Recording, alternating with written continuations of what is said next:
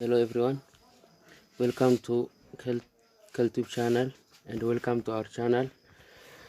This is logic and critical thinking course for freshman students, and we will look at chapter 2 part 2 and the types of argument, deductive argument in this video by Fan Oromos. Don't forget to subscribe our channel, and we will look at some instance and how we can differentiate them, and follow me with due attention and care. I am Tajir Yosef, and we will look at some very interesting points. Every argument involves an inferential claim. Argumentiin hundinuu hariiroo hima gaalee isa jalqabaa keessa nu kennamee fi hima goolabaa isaa jidduu jiru irratti kan hundaa'udha qaba. Yookaan ta'an ammoo kana jechuun karaa biraatiin hima tokko qofaan argumentiin dhaabbachuu danda'u hin jiru jechuudha. Kanaafuu premise fi conclusioniin dirqama argamuu qaban jechuudha, as you have seen in the last videos. Depend on the inferential relationship between premise and conclusion, we can categorize argument in deductive argument and inductive arguments. Hariiroo hima jalqabaa gaaleewwan isa jalqabaatii fi conclusion yookaan ta'an hima goolabaa isaa jidduu jiru walitti dhufeenya walitti hidhata isaan lameen qaban kanarraa kaafne argumentii deductive argumentii fi inductive argumentii adda qoonnee ilaalla. For this video, we are mainly focused on deductive arguments. Don't forget to subscribe KelTube and follow for our channel. Share it with your friends. Isinin jenna deductive arguments. Deductive argument is an argument for it is impossible for the conclusion to be false given that the premises are true. Deductive argument jechuun argumentii himni gaaleewwan jalqabaa isaa keessa kenname yoo dhugaa ta'e conclusioniin yookaan himni goolabaa isaa soba ta'uudhaaf hin danda'amne jechuudha. It is impossible for the conclusion to be false. Himni goolabaa isaa soba ta'uu hin danda'u jechuudha. Gaafa gaaleen jalqabaa yookaan ragaan isaa jalqabaa dhugaa ta'e jechuudha. Inni kan kenname dhugaa ta'e impossible jechuudha. Conclusion isaa soba ta'a jennee yaadu. Conclusion follows the premise with necessities, not probabilities. Kanaafuu himni goolabaa isaa premise isaatii wajjin hidhata cimaa qaba jechuudha. Hidhata taatee carraa ta'umsaa osoo hin ta'in hidhata cimaa absolute necessity jechuudha. San qaba. Kanaafuu reasoning akkaataan isa ittiin xaallu immoo necessary reasoning of keessaa qaba jechuudha. Fakkeenyaan yoo ilaallu ta'e argumentii fi wantoonni garaagaraa loojikii keessatti fakkeenyaan baay'ee nama salphata. It will be more clarified by using different example. All philosophers are critical thinker. Philosopher hundinuu critical thinker yookaan warra xinxaalanii yaaduu danda'anidha jedhe. Socrates is philosopher jedhe. Therefore Socrates is a critical thinker. Philosopherri hundinuu warroota qaceellotti gadi fageenyaan xinxaalanii yaaduu danda'anidha jedhe. Socrates ammoo philosopheroota jedhe. Philosopherri warra waa gadi fageenyaan xinxaalanii yaaduu danda'anii Socrates philosophera. Kanaafuu Socrates philosophera yoo ta'e Socrates critical thinker jechuudha. Kanaafuu philosopherri hundinuu warra xinxaalanii gadi fageessanii yaadan eegatee boodarra Socrates philosopheroota san keessaa tokko yoo ta'e, kanaafuu carraan Socrates critical thinkerii ittiin ta'in yookaan carraan Socrates nama gadi fageessee yaaduu hin dandeenye ta'uudhaaf qabu hin jiru jechuudha karaa biraatiin. Don't forget to subscribe our channel. The second example, all African footballers are black. Taphattoonni kubbaa miilaa Afrikaa hundi gurraacha. Messi is an African footballer. Messiin taphataa kubbaa miilaa ardii Afrikaa keessaa tokko. It follows that Messi is black. Kanaafuu taphattoonni kubbaa miilaa Afrikaa hundi gurraacha yoo ta'e, Messiin ammoo taphattoota Afrikaa kubbaa miilaa keessaa tokko yoo ta'e, therefore Messi is black. Kanaafuu Messiin gurraacha yookaan ta'an Messiin nama adii ta'uu hin danda'u jechuudha. Kanaafuu wanni nuti ilaallu hidhata ragaan jalqaba nuti fayyadamnee fi ragaaleen jalqaba irras lammaffaa irratti akkasitti tartiibaan fayyadamnee fi himni goolabaa isaanii hidhannoo isaa wajjin qaban kana laallaa jechuudha. Kanaafuu there is strong probability or absolute necessity or Messi will never be white football player as far as our premise is concerned. Kanaafuu Messiin carraa nama adii ta'uudhaa hin qabuu jaa. The second one is an inductive argument. We will look at an independent videos that was prepared for this, but I have highlightly touched some important points that should not be passed over. Inductive argument. It is improbable for the conclusion to be false given that premises are true. Khareefu impossible jennee bakka kanatti kun ammoo improbable carraa soba ta'uudhaa hin qabu jechuudha. Carraa soba ta'uudhaa hin qabu jechuun ammoo karaa biraatiin absolute necessity miti jechuudha. Carraa ta'umsaati fayyadamaa garuu parsantii 100 keessaa 85 fi sanii ol carraa dhugaa ta'uu qabaa jechuudha inni kun. Kanaafuu it involves probabilistic reasoning. Xinxaala carraa ta'umsaa tirra hundooneeti reasoningii kana baafna jechuudha. Isa kana gizee xinxaallu jechuudha. Fakkeenya most African leader laal reefu fakkeenya gamasii irratti all jennee faa fudhanneemi asitti immoo most jennee fudhanne jechuudha. Kanaafuu irra baay'een jechuudha. Most African leader are black. Hoggantoonni biyyoota Afrikaa irra baay'een gurraacha. Mandela was an African leader. Mandela ammoo hoggantoota Afrikaa keessaa tokko. Therefore probably Mandela was black. Kanaafuu Mandelaan nama gurraacha ta'uu danda'a. Kanaafuu there is somehow weak inferential link between the first and the second premise with their conclusion. Kanaafuu akka isa deductive argument isanitti inferential linkin ragaa keenya jalqabaatii fi conclusion yookaan hima goolabaa keenya irratti fayyadamne kan baay'ee akkasii guutuu walitti hidhataa ta'uu dhabasaa nu mul'isa jechuudha.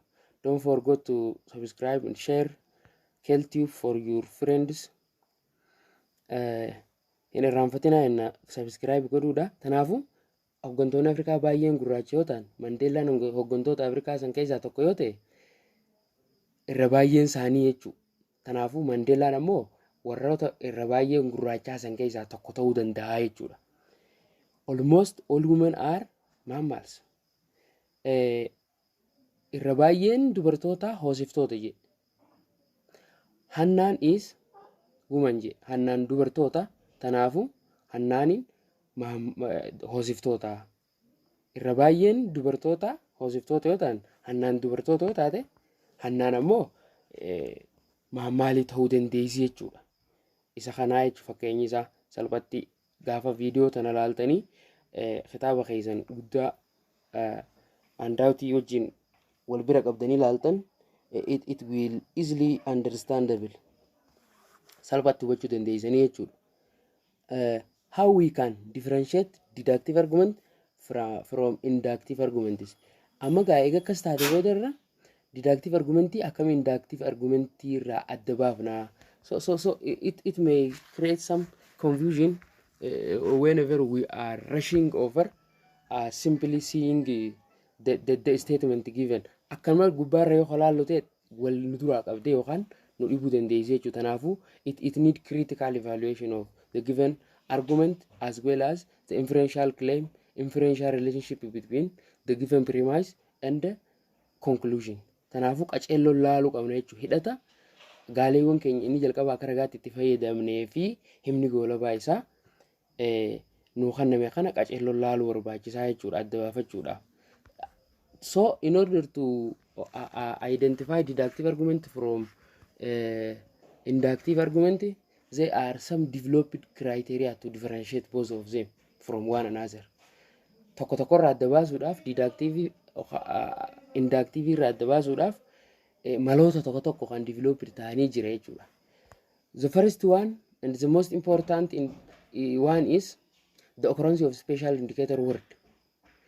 Jechoota murteessoo kun ammoo deductive fayyadamu kun ammoo inductive fayyadamna jennee ittiin adda baasuu dandeenyu jechoota murteessoo tokko jira jechuudha. That will never be forgotten whenever you are given certain statement to differentiate deductive argument from inductive argument. Yeroo adda baasuu qabdan jalqaba irratti himoota kana baay'ee miira gadi fageenya qabu laaluu qabdan jechuudha. With due care of attention, you could easily identifying the one from the other, both deductive and inductive argument adda baasuu dandeessan jechuudha.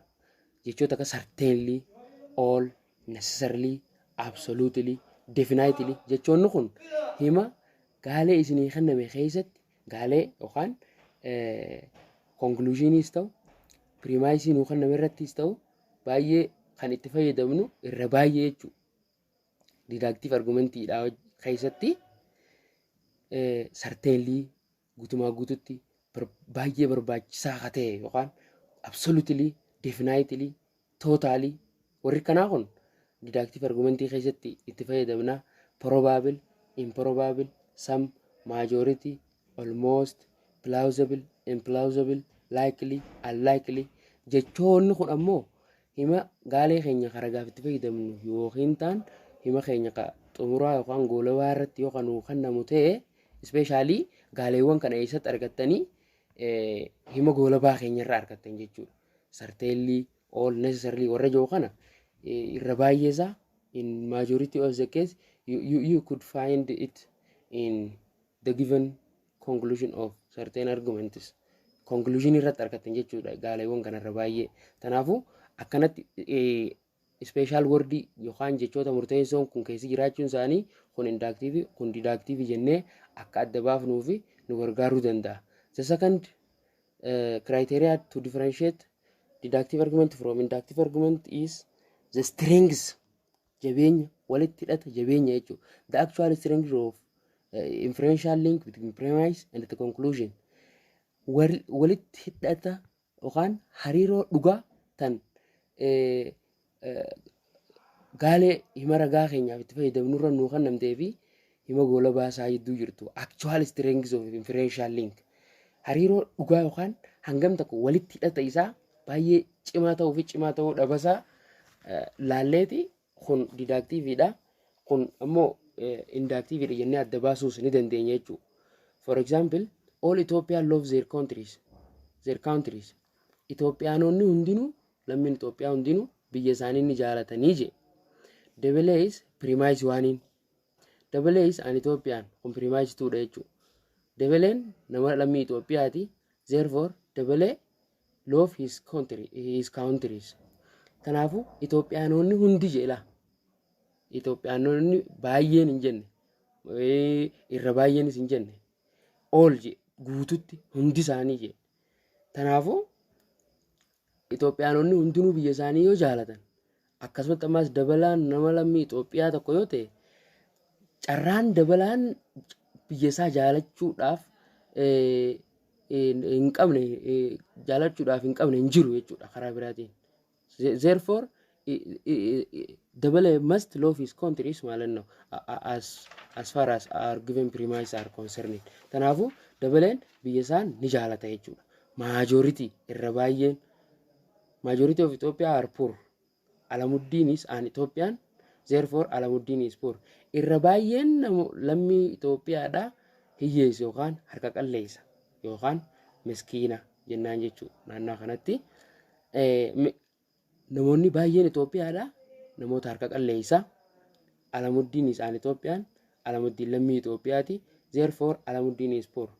Amma namoonni baay'een harkirra caalaan harka qalleessa yoo ta'ani Alamuddin nama Itoophiyaa yoo ta'e kanaafuu Alamuddinis harka qalleessa akkas jaa.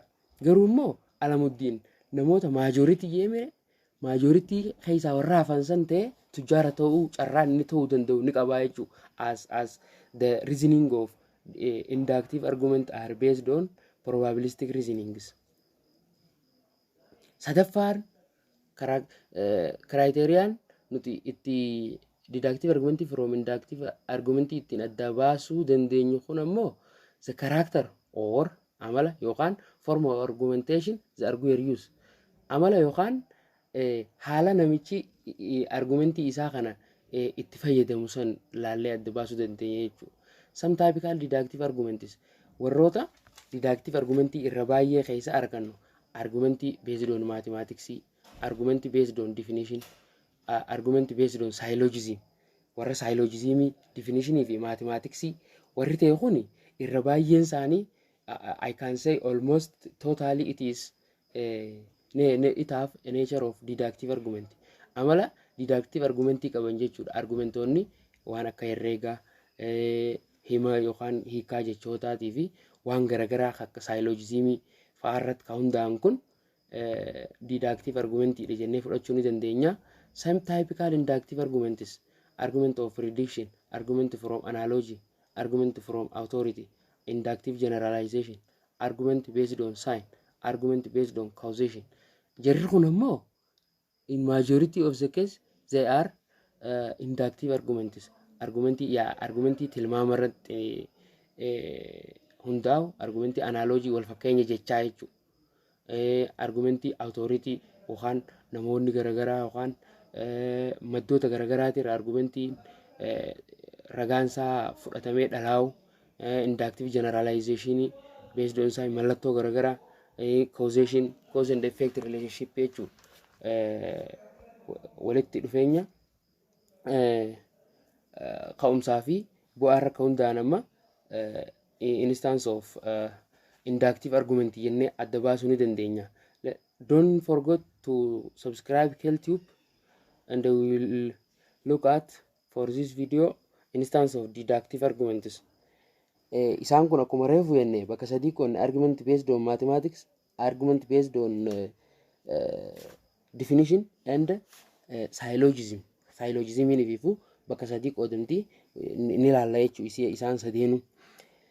Argument based on mathematics, the first instance that we have find deductive argument is argument based on mathematics. Conclusion seen to conclusion ida bakka buuti. Conclusion depend on arithmetic or geometric computation. Herreega keessatti jechuudha.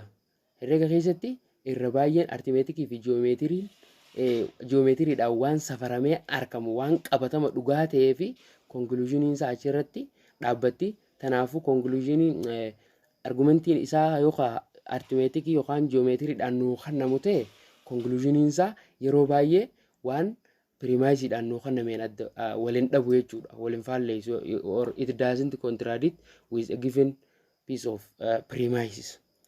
Garuu immoo inni kun exception qaba. Exception yookaan taan ammoo bakka itti gartee deductive argumentiin kun false ta'uu danda'u jechuudha conclusioniin isaa. Inni kun exceptioniin yookaan kan hojiirra oolle kuni argument of statistics yookaan argument of statistics inductive argumentidha. Fakkeenyaaf saampilii yookaan taan moodelii barattoota kilaasii tokkoo keessaa fuune namoota muraasa irra qorannoo gaggeessine namoota muraasa san irratti fakkeenyaaf araada garagaraatiin barataa 50 keessaa barataan 25 yoonii fi araadaan qabamu ta'e barattoonni kilaasiidha yookaan daree sanii guutuun barattoota araadaan qabaman jennee yeroo fudhannu this doesn't fail under the category of deductive argument. Rather it is belong to inductive argument jechuudha. Saniifu taateen barattoonni lakkoofsota hanga jedhame sanirraa hafan araada irraa bilisa ta'uudhaa waan jiruuf guutumaa guututti inni kun it is fell out of the ambit of deductive argument. Don't forget to subscribe KelTube. Inni raanfatina jechuu barbaadeeti subscribe godhu. Fakkeenyaaf amma argument based on mathematics kana yoo kalaallu taate jechuu you can measure square piece of land and after determining it is 10 meter on each side concluding that its area is 100 kilometer. Tanaafu fakkeenyaaf amma je lafa takka eega safarri boodarra dheerinni isaa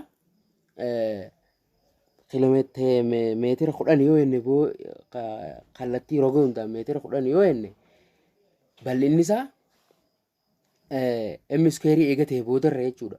Bal'inni isaa m square dha. Area is equal to m square jechuudha.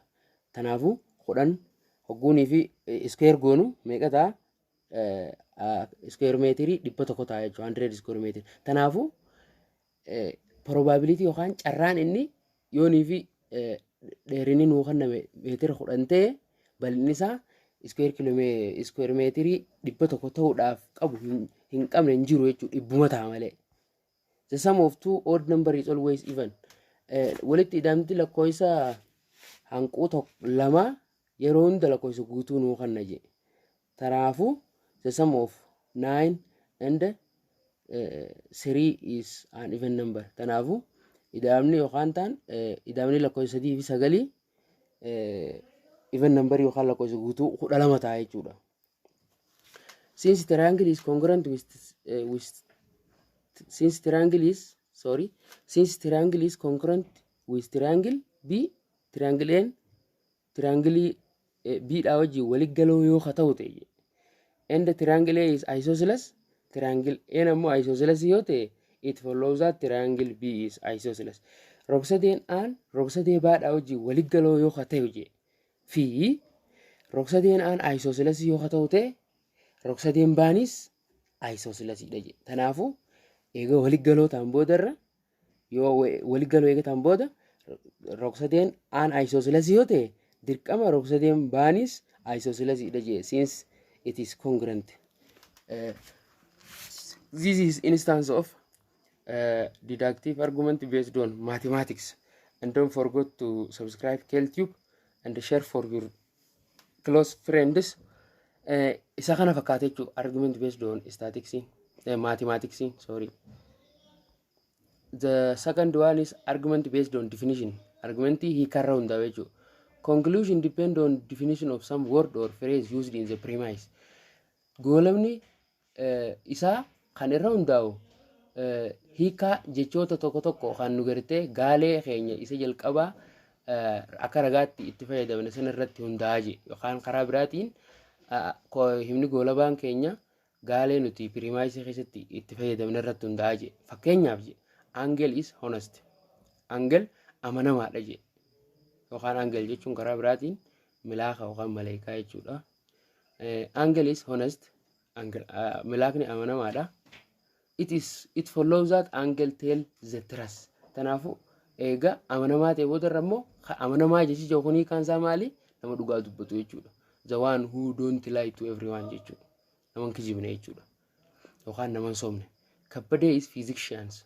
Kabbadeen physician yookaan ta'an ogeessa fayyaati. Kanaafuu therefore he is a doctor. Kanaafuu inni dooktara jechuudha.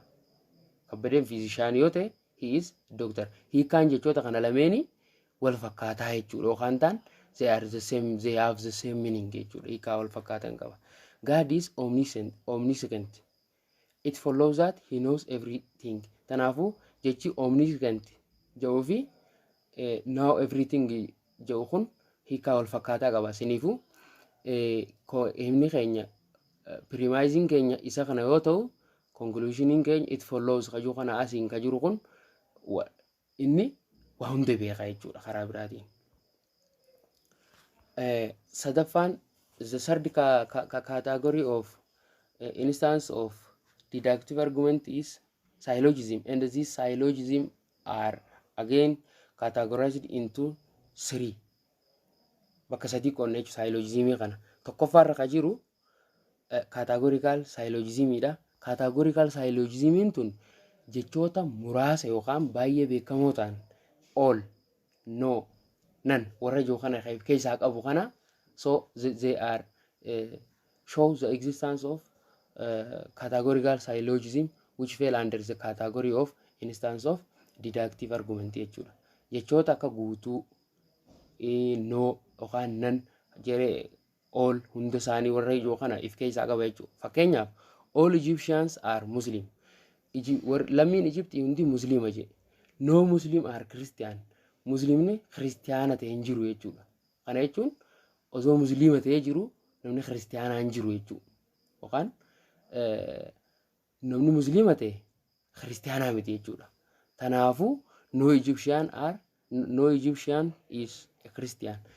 Egyptonni hundinuu lammii warra Misir hundi Muslima yoo ta'an Muslimni immoo Christiana yoo ta'in Tanaafu lammiin Egyptii ta'ee kiristaana ta'e hin jiru jechuudha.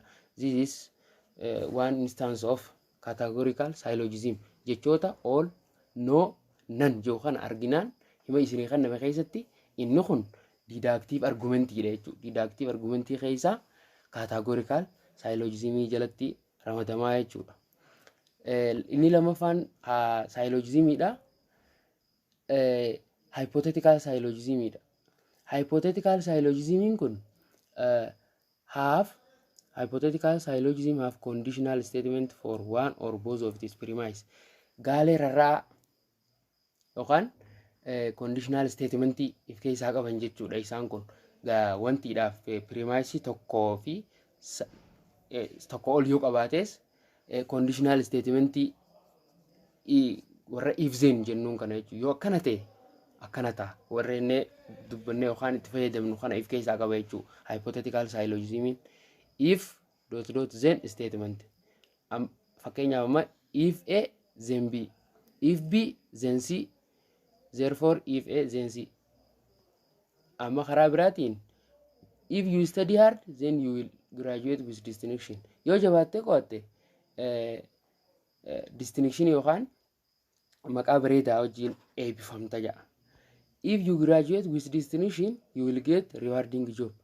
Qabxii bareedaa yookaan maqaa bareedaadhaan yoo eebbifamtu ta'e ammaas akkasumatti hojii bareedaa hojii si gammachiisuu danda'u argatta jedhe. Tanaafu therefore conclusion keenya jechuudha. If you study hard then you will get a rewarding job. Tanaafu yoo jabaattee qo'atte hojii barbaaddu hojii si gammachiisuu danda'u argatta jechuudha. Tanaafu yoonii fi halaaltan ta'e jechuudha. If asittis yoo conclusion keenya irratti illee kanaafu yoo jabaattee hojjette yoo akkana goote akkana taata yoo akkas goote akkas taata waan jedhu jechuudha. Gaalee ciroo hirkataa fi ciroo if danda'a if keessaa qaba jechuudha. Yeroo baay'ee hypothetical syllogism ciroo hirkataan kan ergaa guutuu dabarsine ciroo of danda'an ammoo kan ergaa guutuu dabarsu. Tanaafu if jedhee gaafa kana eegalee yookaan taan any conditional statement yoo qabaate himichi premise keessan tokko yookaan tokko ol hajirsu irra isinii kenname it is belonged to hypothetical syllogism that fail under the category of deductive argument. Kaltuubii subscribe godhuu hin dagatinaan yeroo hunda ergaa fi dhaamsa keenya nuti isinii qabnu. Disjunctive syllogism kun ammoo either or filannoo lama haa wal cinaa qabu jechuudha. Premise keenya keessatti filannoo lama wal cinaa qaba. Yoo kana ta'uu baate kana waan jennu san jechuudha. Lameen keessaa garuu it must be one tokko ta'a jechuudha. Himni nuu kenname san yookaan ragaa keenya keessatti premise keenya keessa akka itti fayyadamne san conclusion keenya keessatti isa tokko akka hima goolabaatti itti fayyadamne jechuudha. Ragaa keenya kan itti fayyadamne keessaa jechuudha. Disjunctive syllogism begin with an either or phrase. Gaalee either or jedhu kana ofirraa qaba jechuudha. Gizee hunda ragaansaa yookaan premise-insaa. Fakkeenyaaf Reunaa is either Ethiopian or Eertiraan. Reunaan yookaan lammii Itoophiyaati yookaan lammii Eertiraati jedhe. Reunaa is not an Eertiraan. Reunaan lammii Eertiraati miti jedhe. Tanaafu Reunaa must be Ethiopian. Reunaan lammii Itoophiyaati jechuudha. Eega yookaan Itoophiyaadha yookaan Eertiraadha. Either or.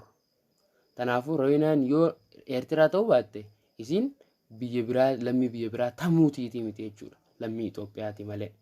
Either Italy or Ethiopia won the military incident of Adwa. Yookaan Xaaliyaan yookaan Itoophiyaa tuutuutu adda waraana Adwaa irratti injifate jira. Italy did not win the military incident of Adwa. Italiin gonkuman injifanne je. Tanaafu Ethiopia won the military incident of Adwa. Adwa irratti jechuudha yookaan Xaaliyaan yookaan Itoophiyaatu injifate Xaaliyaan gonkuman injifanne. Tanaafu Itoophiyaan sure jechuudha injifattee jirti. Subscribe godhu immoo hin dagatinaadha. This is our video that I have for you for this video, and we will continue as usual. Subscribe godhu, share godhu fi comment teessan jalaan qoodu immoo hin irraanfatinaa jenna. Kun KelTV dha. Video biraatiin hanga walitti deebinutti nagaan nuuf turaa isin jenna.